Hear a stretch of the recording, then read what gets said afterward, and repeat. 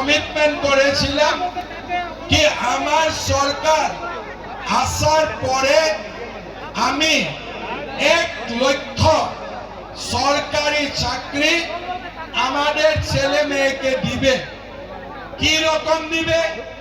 কোনো করাপশন হবে না, কোনো টাকা পয়সার লেনদেন হবে না।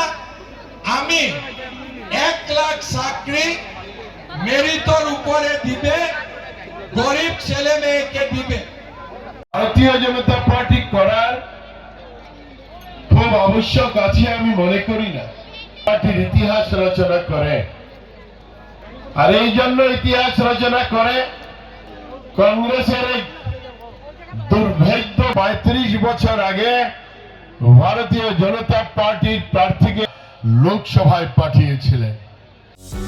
যে কোনো খবরের বাবে যোগাযোগ কৰক আমাৰ এই নম্বৰত 9181 307 2221।